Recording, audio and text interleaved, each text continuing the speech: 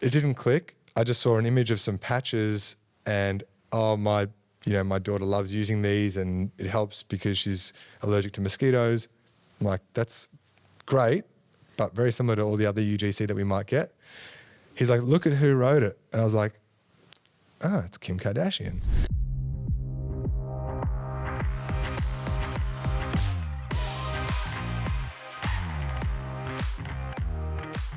G'day and welcome back to the Coast and Commerce podcast. I'm Ben Amos from Innovate Media, and on this show, we share inspirational stories from business leaders around the Sunshine Coast and beyond. And one of those inspirational business dudes that we've got here today is Gary Tramer from NatPat. Hey, Gary, welcome to the show. Mate, thank you. Thank you for having me. This is an awesome setup you've got here. Well, awesome. Well, thanks for being here in our studio for this podcast. And this is a really fascinating story in business that I wanted to share and why I wanted to bring you onto the show here today. So not only are you a client of ours, but we've also got to know your business quite well over I don't know what it's been, nearly 2 years or whatever. So I wanted to share that story because I think there's a lot that people across the Sunshine Coast, if they're in e-commerce or not, that they can learn from hopefully what you share today. So do you want to tell us a little bit about who you are and maybe a little bit about your business journey leading up to NatPat? Let's do it. Let's do it. So I only moved up to the Sunshine Coast about 4 years ago, and I always emphasize the point that it was before COVID. Everyone's like, oh, you moved up because of COVID. Yeah. I don't know, there's like some sort of badge of honor of saying, no, it was just before. Like pre-COVID. We had the idea before to do something renegade. But my business journey started, and I want to sort of call out one of my co-founders, Michael, who I know you've met. He and I have been mates since we were 3. And we were hustling down the streets of Melbourne, where we grew up, pretty much since little kinder, I would say, selling things like pot plants to our neighbours, getting lollies from the corner store and then selling them on the bus, getting the money confiscated by teachers because you're not allowed to sell stuff at school. And that's where the whole entrepreneurial vibe, I think, started. Yeah. And we've been mates ever since, and we've been hustling ever since. And NatPat is probably no different, I'm going to say. It's still a bit of a hustle, even though it's a much bigger business than selling lollies on a school bus. Yeah. But hey, Gary, can I interrupt you there? There was a photo I saw recently of you and Michael. I think was it like your 8th or 9th birthday, where you gave each other briefcases for your birthday? 13. 13, sorry, yeah. We'll include that photo in the video. So if you're watching on YouTube, it'll be on the screen now. But tell us about that. I mean, the two of you've grown up and you just had that entrepreneurial mindset from the beginning. Yeah, right? It's really interesting. I mean, the briefcase is a funny thing because back in the 80s, 90s, and I'm sharing my age now, if you had a briefcase, you were a successful businessman. Yeah, like a briefcase and a business card holder. And these were like these gangster, like silver chrome Boss briefcases that we felt like we were, Donald Trump, that sort of old school, business vibe. Yeah. And it was awesome. We used to walk around and the briefcases were probably half the size of us, and we just had papers in there and I don't know, code breaker books and things like that. But Michael and I, we've always had just a passion for just solving problems and doing things a little bit differently and having fun with it and trying to make money as well. And we would door knock down the neighborhood. We'd collect charity funds. We would, I can think of all the harebrained ideas that we had, blowing up, I don't know, we'd blow up cockroaches and things like that in the backyard. Like a real good childhood and upbringing. Yeah, absolutely. And we've been doing that, it sort of graduated from those school funny little, I think, side hustles into businesses. And then NatPat is probably it is the most aligned business that we've ever had in terms of our values, something that's good for consumers, for the world, etc., which has been a long series of learnings to get to that point. Yeah. So tell us about NatPat. So what is the business? What is the product that you guys brought into the world?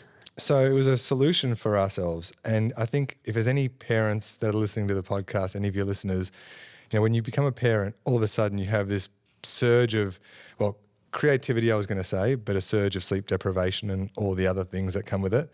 And you go, I wish there was something that solved this, because parenting in sort of Western civilization is really bloody hard, Yeah. and it's very isolating, and you think, how did like a billion other people do this? And you sort of freak out. And so we had the same experience, and between Michael and I and one of our other co-founders, Andre, we have how many? 8 kids, 7 kids, something like that between us. This isn't some weird commune thing. This is like we have separate families. Yeah, but good. between- Thanks for clarifying. Yeah. But between us, and one of the things that we were frustrated with, especially when I moved up to the coast, was mosquitoes. So my kids, the sort of fair skin, coming to the Sunshine Coast, getting absolutely ravaged by mosquitoes. Michael had the idea. We had a holiday house in Melbourne, and this is going back a few years, and again, his kids were getting bitten by mosquitoes, and he's like, I think there's got to be a way that we can apply repellent without having to put on repellent. Yeah. Like, no kids like putting on smelly sprays. No kids like, putting any creams on themselves or anything like that. There's got to be something that's a fun way to do this. And then it was only in 2020 when sort of COVID rolled around and we just sold a B2B SaaS business that we had, that we said, okay, what next? And it was this sort of perfect storm of, oh my God, I need to find a solution for the mosquitoes that we're getting hunted, or our kids are getting hunted by. How do we take something that's holistic? Because we believe in a better, less toxic thing for our kids. What's fun? And there's a massive debate about whose idea it was. I'll give Michael the credit. What if we put repellent in a sticker that's natural and that works and that kids love? And that was the first product, BuzzPatch, which is actually what we were known for before we branded into NatPat. Yeah. So it is as simple as a sticker. That's what you ended up with. The BuzzPatch was our first product, which you stick on, and it's a natural insect repellent, right? So, and then that was an instant success, I assume, right? It was like global sensation. Take us back to the start of BuzzPatch. So it was a shock, I will say. I mean, it was just a huge success out of the gates. But to be fair, Michael and I have been doing this sort of thing for the last 15 years, and Andre, who's one of the world's best performance marketers. So I think this perfect fusion of our skills and experience, knowing what would make a great business as well as what is a product that we would use for ourselves, that we get to test on our own kids, all those things are what help create the success. And I think people ask me, what a genius idea, how did you come up with that? It was maybe 70% what is a problem that we can solve for ourselves, which is how we always think about a business idea. But there was a good chunk of that, which was, let's look at the criteria that makes a good business, something that has a high perceived value, that can be sustainable, that can ship relatively inexpensively, all these ingredients that we have learned before that would make it economically viable. And that's something that we could scale globally pretty much from day one. So there was a lot of thought that went into that before we actually just said, let's just do it. But yeah, within the first, I feel like the first 3 or 4 months, we started selling it online, and then it just like wildfire. Yeah. Australia, the US, Canada, people from all over the world were buying it. And we thought, all right, we're onto something. Okay. That's cool. I was a little bit tongue-in-cheek when I said into global sensation, but really it was as quick as the 3 or 4 months of getting the product to market, and obviously some good strategy behind that as well. And then you were selling globally that soon out of the gate. Yeah, and I think it's funny, like people say, oh, it was a global business, that must be really exciting.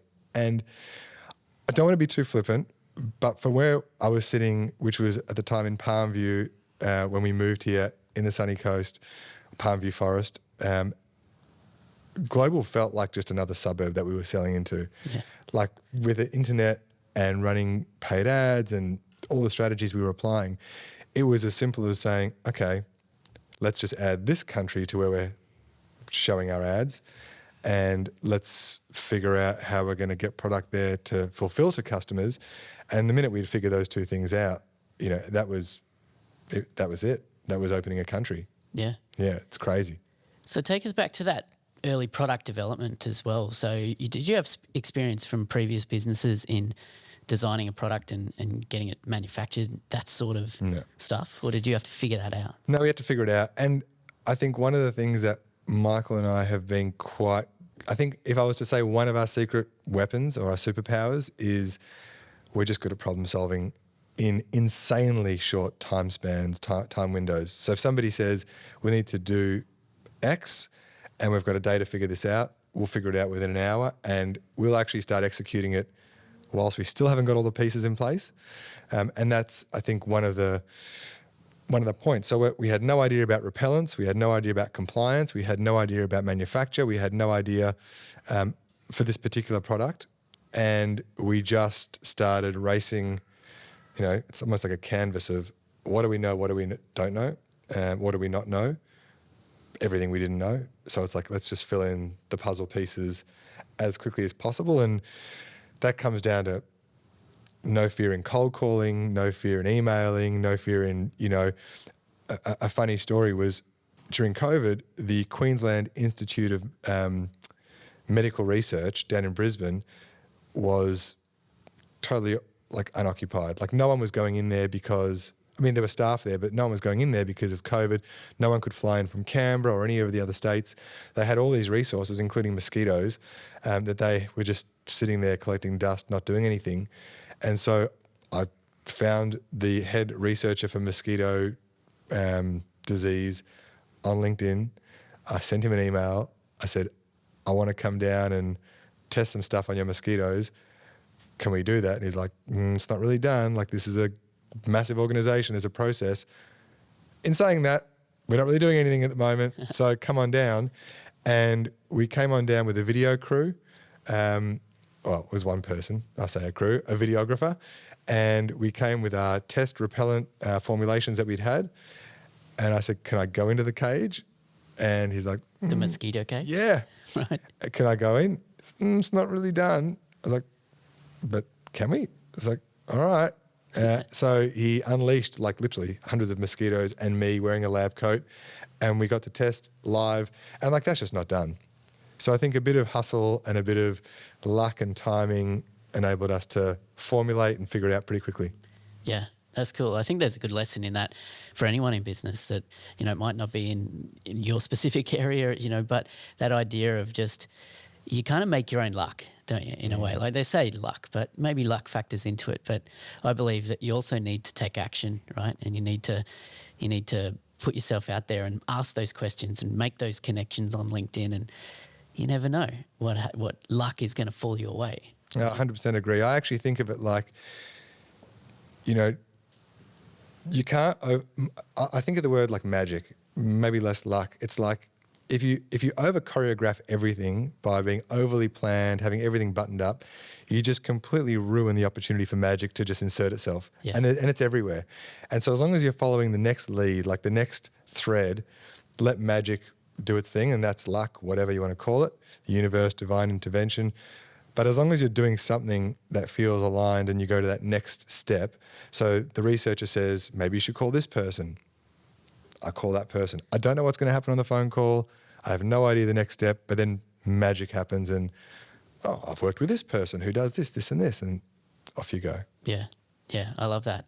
So tell us about NatPat today. So BuzzPatch, first product, but then you did shift the brand into just NatPat eventually. Natural Patch Company was, I guess, the parent company at the time. Yep. So take us quickly through that expansion, and what's the company like today? Look, we were very deliberate at the start that we have lifestyle values, and I want to be careful what I say, but I moved to the Sunshine Coast for lifestyle. We wanted to work remotely. We wanted to have a autonomous, asynchronous working style, which is basically we don't work 9 to 5. We want to have time with our kids. We want to be able to be mobile and travel. I know Michael at the moment's in the US. Andre is in New Zealand. We are all able to work with all the devices we have, etc. So we were intentional about that. And so the structure of building this business has been very strictly maintaining a low staff footprint, a tight team, everybody's remote, there's no central office, and doesn't matter how big we grow, we intend to maintain that core alignment with what's important to us deep down. So we're not going to be pulled in a direction that doesn't fit with our life because that's just too important. We're not going to spend more time than we think is necessary. And so we actually only do the things that are the needle movers. And so we could probably blow up 10 times bigger, but for what benefit? You know, you're going to die one day and it all goes to dust. So we're trying to be very, very intentional with how we run the business. What does NatPat look like today? It's basically very similar to how we started. It's the three of us. It's a collection of amazing freelancers, contractors, a couple of agencies, maybe 2 or 3 full-time, again, freelancers. We're in Australia, New Zealand, Canada, the US, Europe. We have not just BuzzPatch, but we have 12 SKUs, and I can hear the rain coming down. Yeah. Yeah, I was just thinking, what is that noise? But if you are hearing, there's a bit of rain happening as it's been doing on the Sunshine Coast. Carry on, Gary. So we're up to like 12, maybe 14 SKUs, which are different line items. And every time we do this, it's an extension of what do our kids need? I mean, that's really as simple as it is. It's like we had mosquito repellent, and then Andre had a baby. He's like, oh my God, the sleep, it's just killing me. We're like, bedtime stickers, we need one to help with that. Then, you know, my kids were going through a stage where they're just tantruming a lot. And my wife, Evie, has essential oils with this calming remedy. How do we stick that on them? Yeah. You know, so Zen patch. And then, you know, one of them gets a cold or a cold and flu, and you go to the chemist. Have you got anything for like congestion because they can't sleep? How old are they? Nothing for that. Come on. They can't sleep. Okay, we need one for that. And so every time we've had a challenge with our children that we wish could be solved, and we didn't want to use medication, or there wasn't medication, we thought, is there a sticker for that? Next product. And then we concoct the formulation. We have some great formulators, great aromatherapists, including by far Australia's #1 renowned aroma scientist. Comes up with a formulation.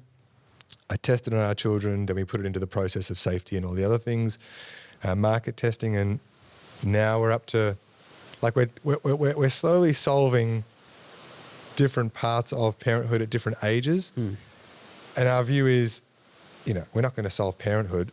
That's its own beast. But if we can just make life a little, like, take the edge off for parents with all these things, where kids get the agency and they can solve their own problems with independence in a fun, playful way, amazing. And so now where are we up to? We're bringing out a range for some pets, so dogs and cats, to help with calming, anxiety, tics, and just keep having fun doing it. Yeah.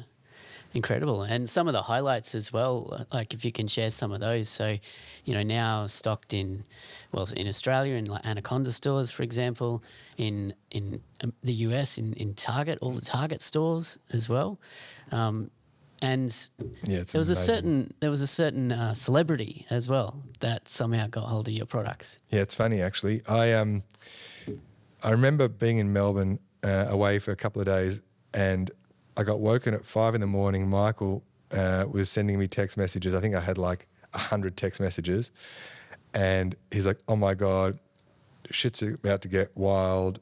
It's blowing up, etc., etc." And my eyes are waking, and my initial thought was World War III, because this is at the time when Ukraine and I was freaking out. So the first thing I did was I went to CNN.com. I'm like, there's no war. No major news. So I'm like, what is this blowing up thing going on? So I messaged him and I was like, what are you talking about? And he sends me an image of a screenshot of an Instagram, and I don't have Instagram on my phone. It didn't click. I just saw an image of some patches, and my daughter loves using these and it helps because she's allergic to mosquitoes. I'm like, that's great, but very similar to all the other UGC that we might get.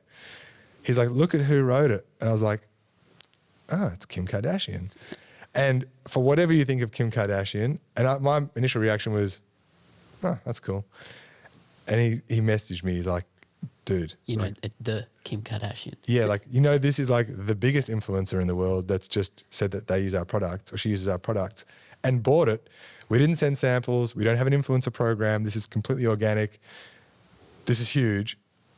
And so then it sort of dawned on me, like, I mean, out of all the things she could use to solve the problem for her family, she chose a obscure thing that we thought not many people knew about.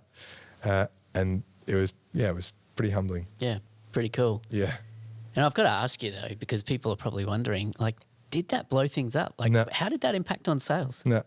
Yeah. And so it's funny, because I know she charges a lot of money for a post. Let's say it's in the millions, I think. I don't know. And look, I'll qualify it by saying it's our off season when she posted it in the US. It was like August or September. So it's not bug season anymore. Had she done that in summer, could have been and the sales did double for the day. I'll say that as well. But it was a very low base at that time. So doubling didn't really make a difference.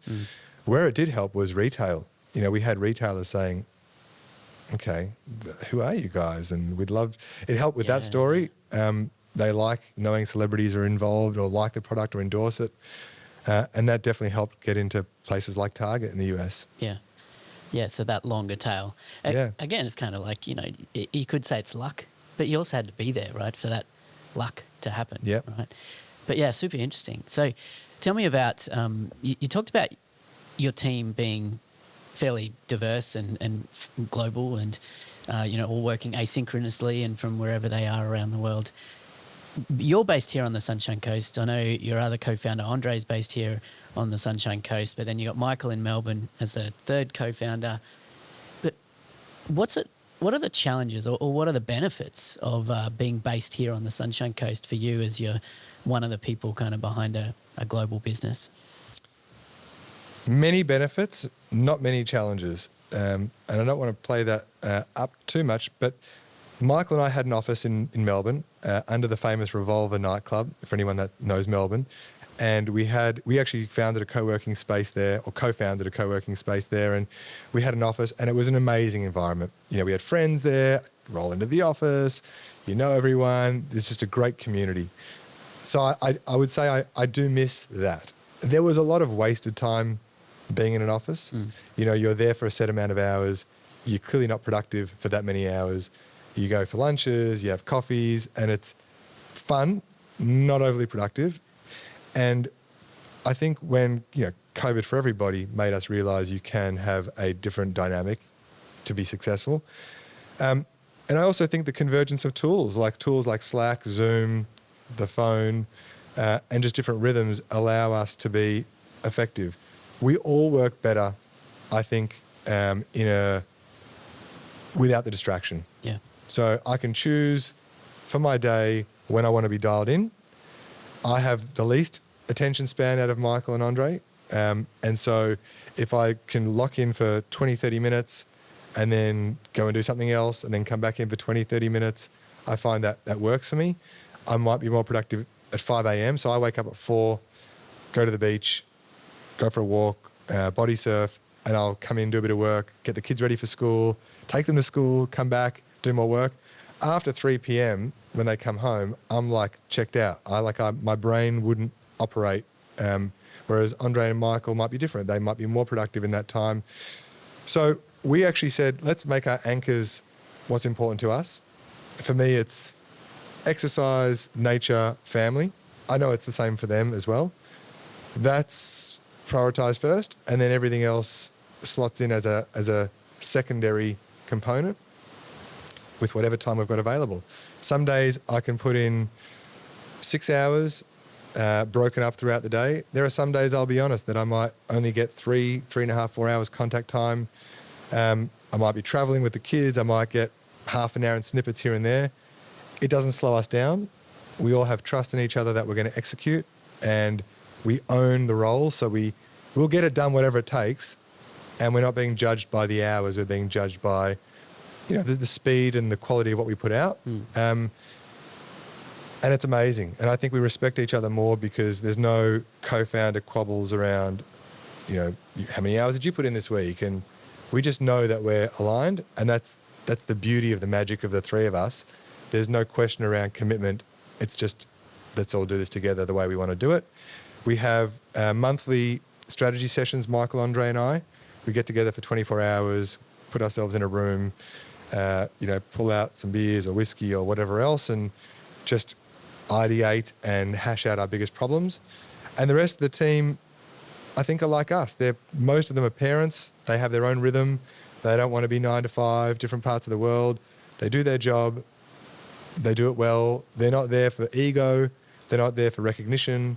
They're not there for, obviously income is something. They're there for being part of the journey. And so they prioritize autonomy and asynchrony over, culture, if I say it that way. That's the life stage they're at. And we hire and gravitate people that are like that say, I would rather be with my family than be in an office.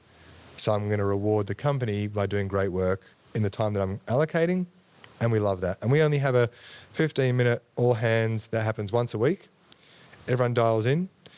They pre-do a sheet, like an update of what they've been working on, how it relates to our quarterly goals. We read it beforehand. We ask each other questions in the 15 minutes. See you later. Next week. It's just amazing. I love it. And I think one of the key things there is alignment, right? That's what I'm getting from you, is that because you're clear on what's important to you as individuals, that then feeds through into what's important for the company. And then you hire with that alignment in mind. You build the team around that. And I think, that's something that anyone can take away from this when they're thinking about whether their team is in an office or whether they're, diversified around the world. Then alignment's critical, right? It is. And, we're not a funded company, so we are accountable only to ourselves. We are equal, Michael, Andre and I, equal, owners of the business. There's no other influence in how we should or shouldn't work. We're not building this for money, where we live on, we live comfortable lives. We don't have Ferraris. We don't fly private jets. Even if we had billions of dollars, I think we would still live exactly the same lives as we do right now. So the question is, what for? And we do this because we love it. We're solving a problem. We solve problems for ourselves. We like unpacking problems. We like business. We have kids, and every part of this business is aligned to our personal values first. And that's the first check of everything. And then everything else flows. So it's not traditional, and it's definitely not the status quo. But I think if you're going to run a business, my view is, like, it is serving you versus you serving it. And, a lot of people run a business and then become a slave to their own thing that they created. Oh, I've got to do this, I've got to do that. Oh, it's killing me. We're like, no, we've got very strong boundaries around what it should and shouldn't influence. The tighter the boundaries, the better the output seems, like the more winning we seem to have, because we can only do things that are going to matter, and all the other stuff, which is fluff, gets put on a parking lot, and we just don't do it. And so we're just laser focused because of the time restraint that we put in. Yeah. And that's made all the difference, I think. Yeah. Yeah, that's really cool. I mean, maybe there's that Pareto principle there of the 80-20, you've focused on, because of the way that you've set up the company and the way that you choose to work within that, potentially it forces you to focus on the 20% that makes the 80% of the results. Yeah. Right? That's kind of applies to the Pareto principle, I think. Maybe. Yeah. Right. And we live that. Yeah. Yeah. Very cool. So when you think about the success so far, it's still a journey to go with NatPat. What would you put that success down to? Is it the team, like you've talked about, and or the culture and the way that you've approached that? Or is it the product, the fact that you just came up with a really cool idea of putting, natural oils into stickers and solving, life problems through stickers? Or is it more than that? Or is it something else? Well, I think, and without being too corny, I think the first thing is, what is the measure of success for us? And I think we sort of pinch ourselves every day where if I'm down at the beach or I'm in Japan like I was last week with the family, and the business is progressing and I don't feel stressed and I don't feel financially stressed, I feel like that is by far and away the biggest success, that we are enjoying the journey every day and it never feels like a chore. So that for me is like, that's the number one on my gratitude journal every day. I think as for success as a traditional measure of it's growing, it's profitable, and, I feel like we're winning by, how everybody else would measure us. I feel like my read into it is the product solves a problem. It solves it in an innovative way, and we have an exceptionally good co-founder in Andre, who is an unbelievable marketing performance wizard, and without his contribution, we would not be where we are. There's no question. And I know Michael, myself, and Andre all have equal dynamics where we would say without each other we wouldn't be where we are. But I really feel like a combination of the product market fit out of the gates, us being the customer, so we actually are a sense check on, does this feel like it works? Would this help us? Would I buy this?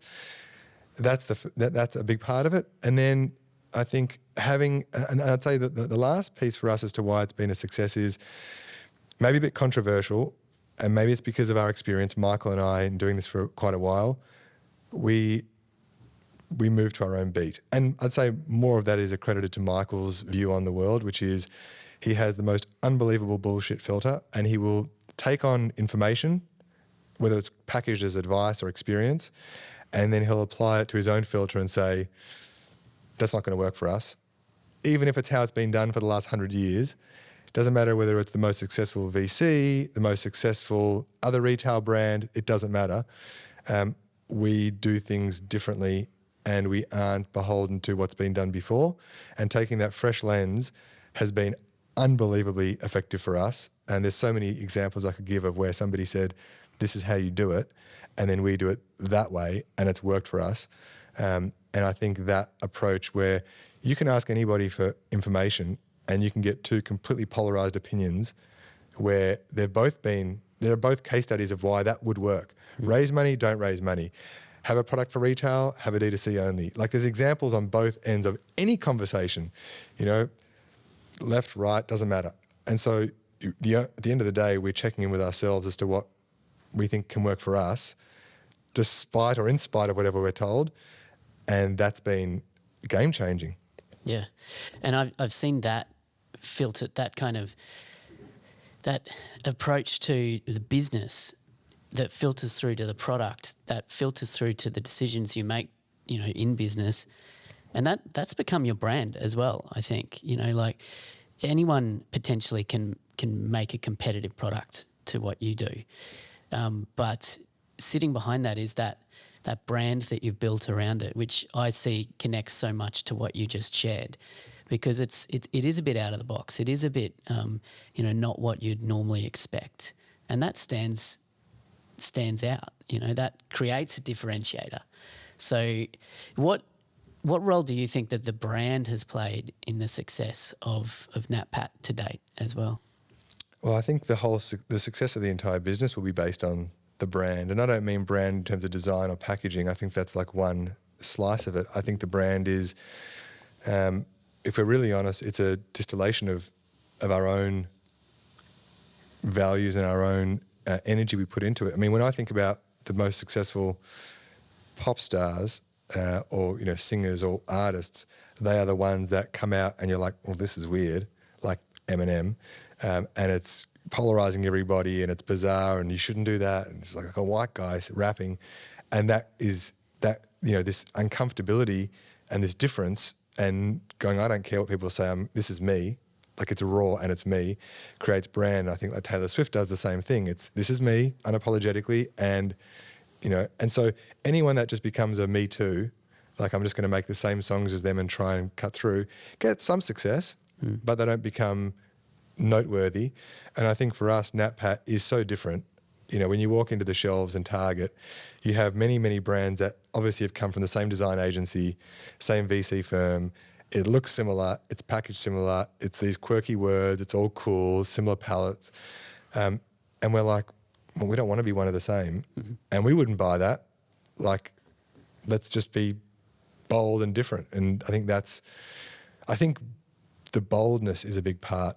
Bold decisions, take big swings, be okay when you screw it up and just keep moving forward. And that translates into everything we do. I've made so many mistakes and we love it because we can course correct and, we have a bias for action. We would rather just do stuff and then apologize later or course correct than try this, perfect packaging and perfect this and perfect social media. And speed, I think, is part of the game as well. Yeah. Yeah, I love that. The word that comes to mind for me is remarkable. You know, like a brand that's worthy of remark. You know, like something that stands out, something that's different. And you know, I think that if you can create a remarkable brand, right, through that direct meaning of the word remarkable, it means that people will talk about it. People will ask, what is that sticker on your shirt? You know, what is that package on the shelf? Because it stands out. And, you know, that's, I think, a part of success when it comes to brand. And I think it also stems from our own it's experience and age and maturity is obviously a big part of it. A 20-year-old version of me might not have been as self-assured in how we're doing things, and we weren't. You know, we would read TechCrunch, look at people raising money, look at how these businesses are done, reading these blogs, and we would try and mimic that to our detriment sometimes, or most of the time. I think in today's day and age, kids are more self-assured than they have been, and they realise I can be, if I express myself as an individual, that's celebrated today. And I think that is the starting genesis of becoming great in anything, but particularly in the world of business, in that you look at all the great entrepreneurs, they all just move to their own beat, you know, like the Elon Musks and the Bill Gates and so on. It's just, they're quirky. You might call them weird. You might call them controversial, but they just do them unapologetically. I'm not going to profess that we're anything like them, but the message is we trust ourselves and we want to do what we feel is aligned with us. And however the world takes that is how it's going to take that. We're not trying to please everybody or do something for everyone, or, you know, but that seems to be paying dividends. Yeah. Well, it's an awesome story. And, you know, thanks for sharing it here today as well. Pleasure. I think there was so much that you shared that regardless of the stage that our listeners or viewers are at in their business, hopefully they'll take some inspiration from that and march to the beat of their own drum as well, you know, and do that from here on the Sunshine Coast, because I think that, you know, the world is a small place, you know, like you said somewhere in that interview there, that the world is just another suburb, really, you know, at the end of the day, and it's all there, and we can do that here from the Sunshine Coast, and you guys are doing great things as well. So thanks for coming on, sharing your story. Mate, thank you for having me. Awesome. And for you guys watching, if you've enjoyed this show, well, there's more episodes of the Coast and Commerce podcast back in season 1 and coming in season 2 as well. So make sure you hit that follow on your podcast player, hit subscribe here on YouTube, and we'll see you in the next episode.